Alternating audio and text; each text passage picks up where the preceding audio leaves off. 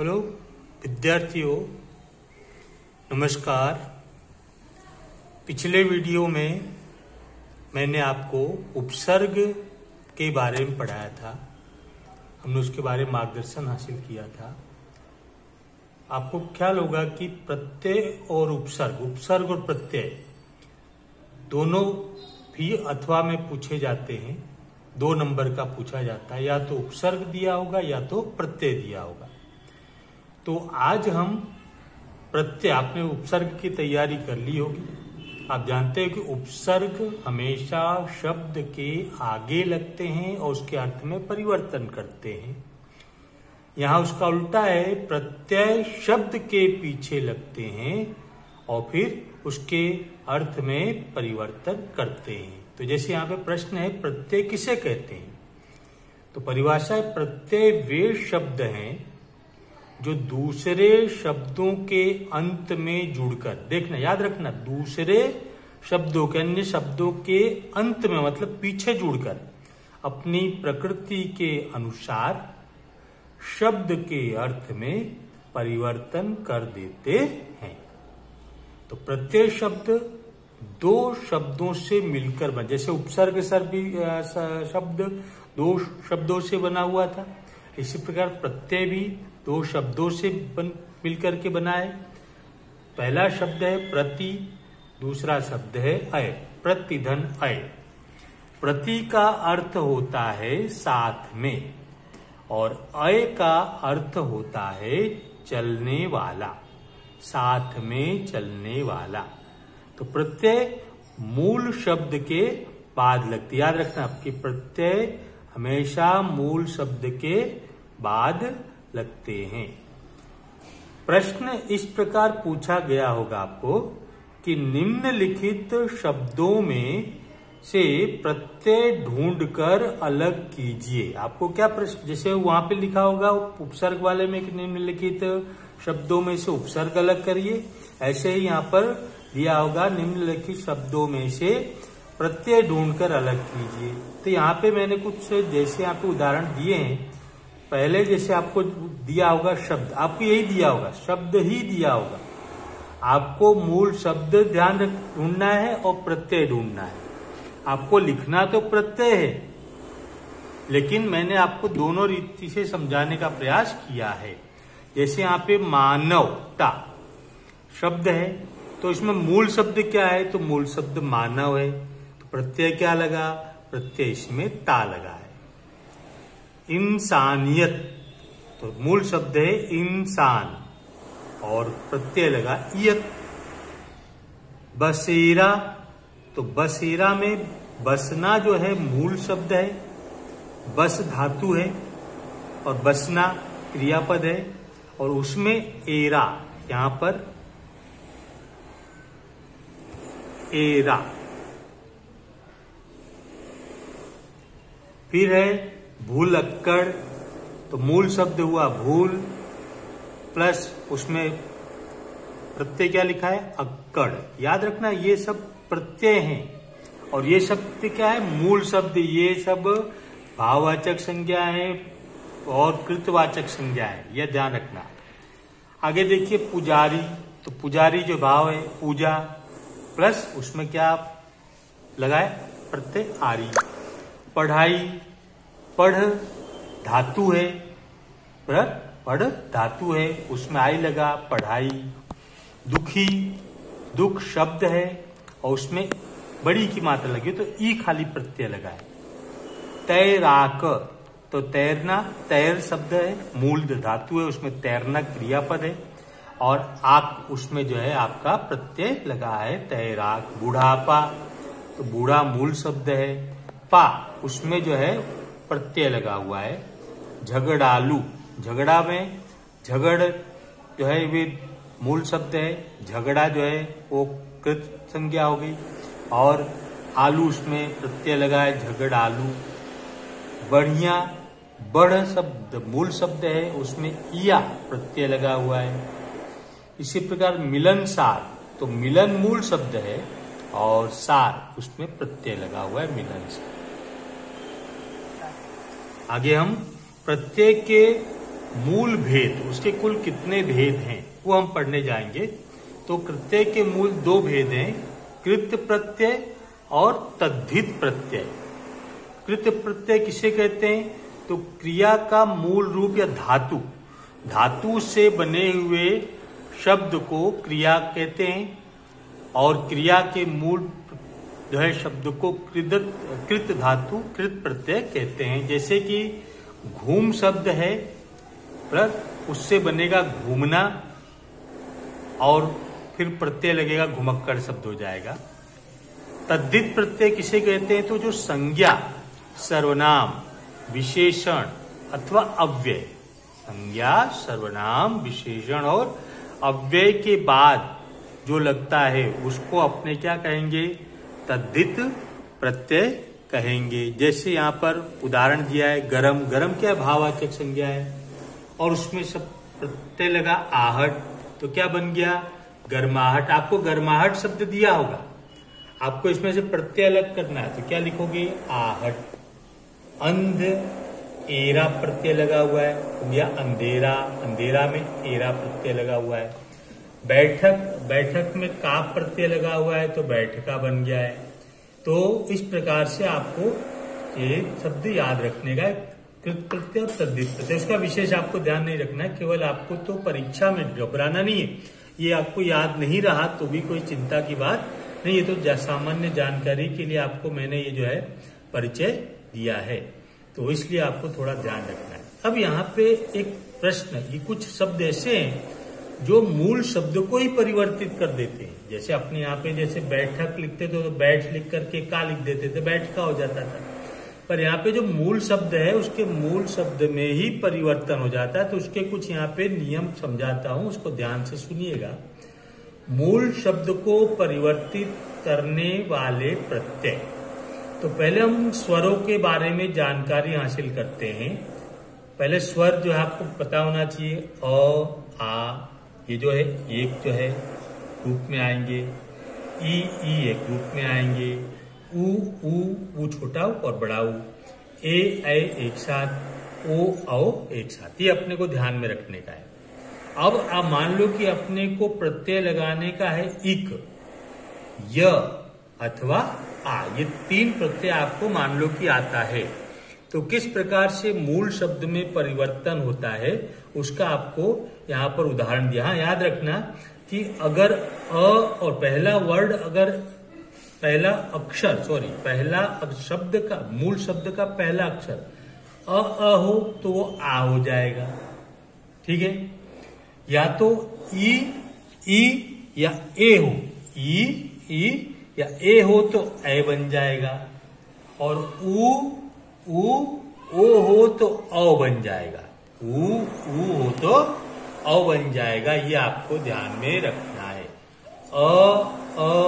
का आ बन जाएगा, और आ का ई भले बड़ी ई हो, ए हो तो ए बन जाएगा, और अगर ऊ तो इस खाने में आ जाने का ऊ का औ बन जाएगा। ऐसा ध्यान रखने का है। अब जैसे यहाँ पे पहला, यहाँ पे वह लिखा है अंश, अंश, और ये शब्द है, अंश क्या है?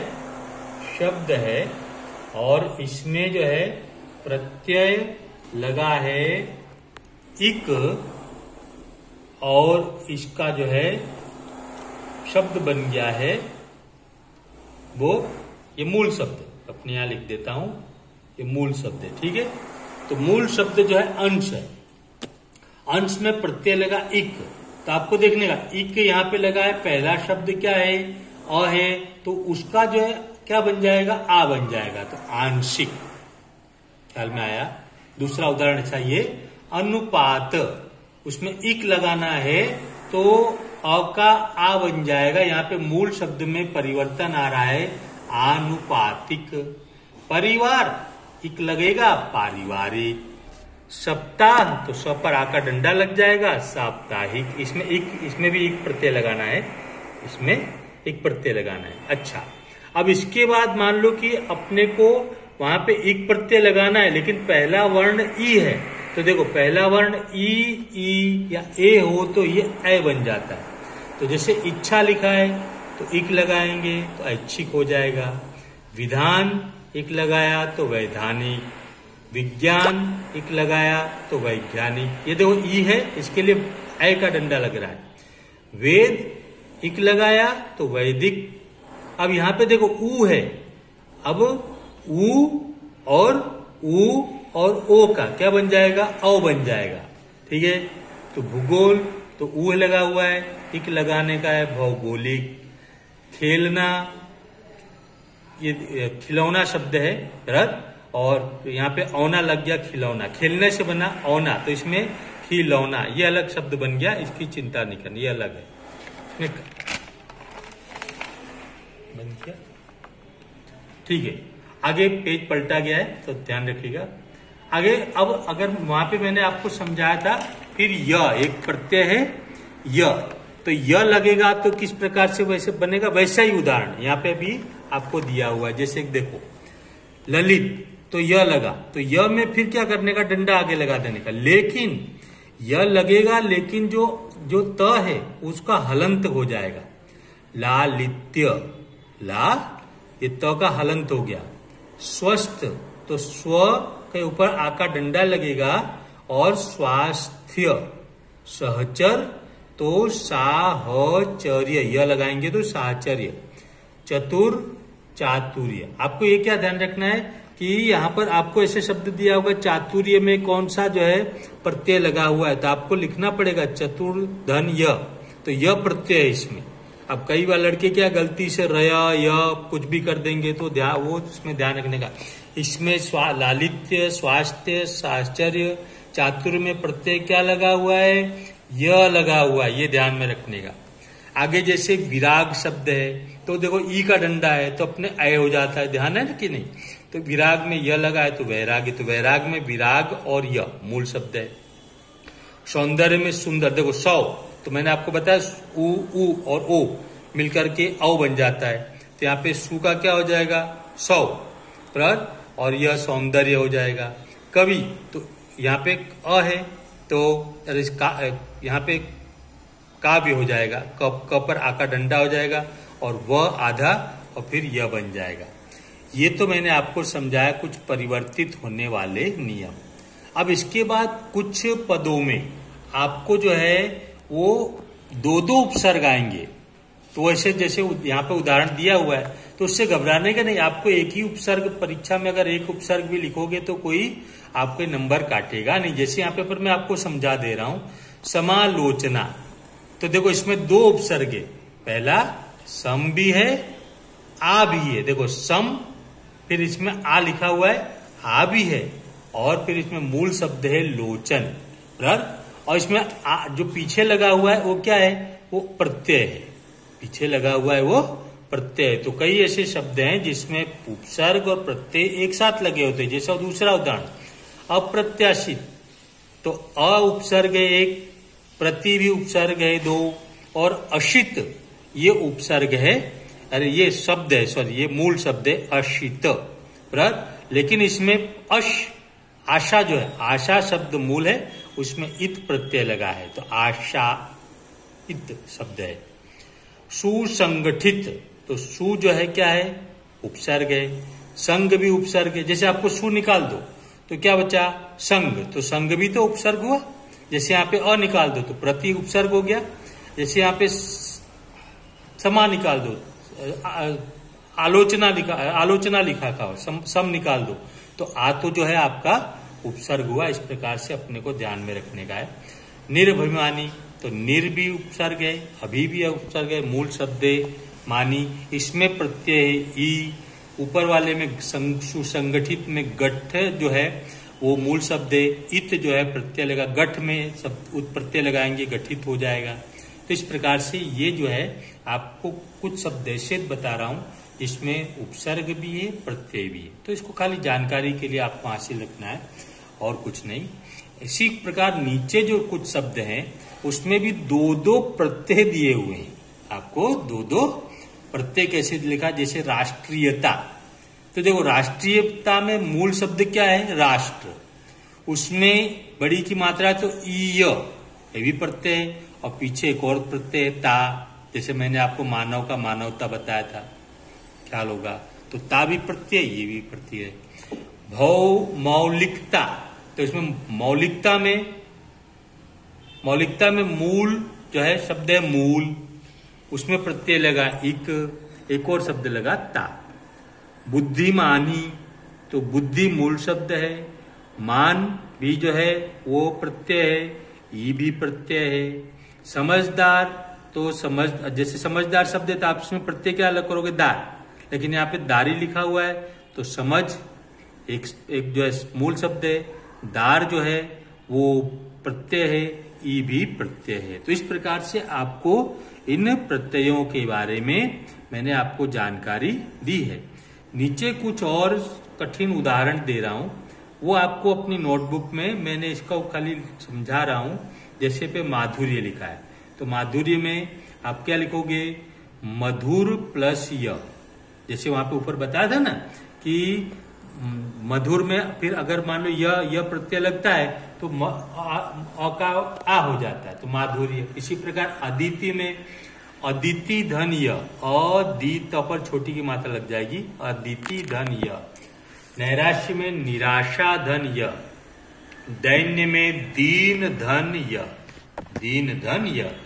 पार्थक्य में, पार्थक्य के लिए फिर ये र ऊपर है तो एक शब्द ऐसे आपको लिखने को पड़ेगा, पृथक, पृथक धन य, ऐसा पृथक धन य। लावण्य लवण धन य। भारतीय में भारतीय प्लस य, यहाँ पे ऐसे दो भी हो सकते, भारत प्लस य भी लगा सकते हैं। आग्नेय में अग्नि प्लस य। मानव में अब देखो यहाँ पे तो वहां तो मानव था बताया था, तो मानव जो किससे बना है, तो मनु से बना है, मनु धन अ, तो मानव बन गया। वैष्णव विष्णु, वैष्णव का विष्णु धन अ, इसमें अप्रत्यय लगा है। लाघव में लघु धन अ। गांगेय में गंगा प्लस ईय, गंगा प्लस ईय। सामाजिक में समाज प्लस इक। ऐतिहासिक में इतिहास धन इक। ऐक्य में एक धन य। नैतिक में नीति, न पर बड़ी की मात्रा आएगी, नीति धन क। वैदिक में वेद प्लस इक, सॉरी नैतिक में नीति धन इक, इसमें इक प्रत्यय लगेगा।